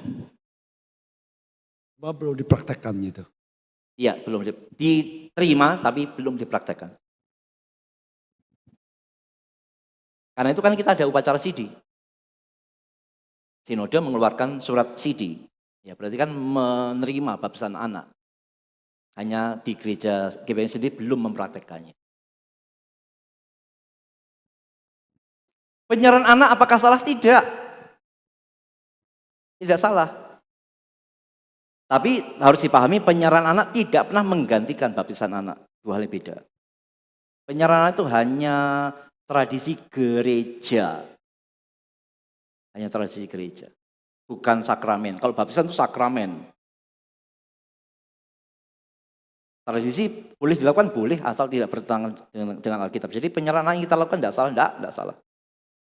Hanya kita dan sinode memang belum mempraktekkan baptisan anak. Semoga ya. Enggak itu aja. Ya, tahun depan kan ada sidang 2 tahunan, kita bisa usulkan. Ya, semoga teman-teman yang ikut, ya tadi saya lihat beberapa teman hamba Tuhan sinode, kalau sepaham kita bisa ajukan ya.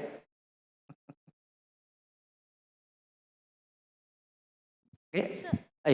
Kalau baptisan anak itu berarti dari umur berapa kalau misalnya? Maksudnya kan kalau soalnya kan sekarang kan baptisan yang dewasa itu kan anak-anak remaja gitu kan? 14. Kalau sekarang misalnya GPMI baptisan anak itu dimulai dari umur berapa? Ya, sebelum ada aturan, kalau saya boleh ngomong, baru lahir ewek-ewek bisa baptis. Loh, tapi nanti di umur 14 lagi dia baptis lagi. Sidi. Baptisan cuma sekali.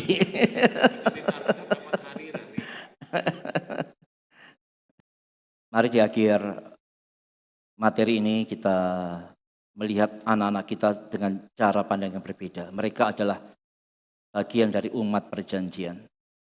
Mereka bukan sekedar anak biologis biasa. Mereka lahir dalam keluarga Kristen, mereka adalah anak-anak perjanjian. Maka mari kita bersyukur dan kita terus mendoakan mereka. Sebagai orang tua, terus mendidik mereka dalam takut akan Tuhan. Tuhan, kami bersyukur malam ini boleh belajar bersama-sama. Bila kebenaran ini boleh membuka mata kami. Mungkin selama ini kami memandang baptisan anak sebagai satu praktek yang keliru, yang memandangnya hanya sebelah mata saja. Padahal sebenarnya terkandung satu kebenaran yang indah sekali. Bahwa Engkau tidak pernah membatalkan perjanjianmu dengan orang percaya dan keturunannya. Bahkan sampai saat ini. Berkatilah kami, bila apa yang kami pelajari malam ini boleh membangunkan iman kami. Dan terus bertumbuh di dalam kebenaran-Mu. Terima kasih, kami mengakhiri kelas ini. Dalam nama Yesus kami berdoa. Amin.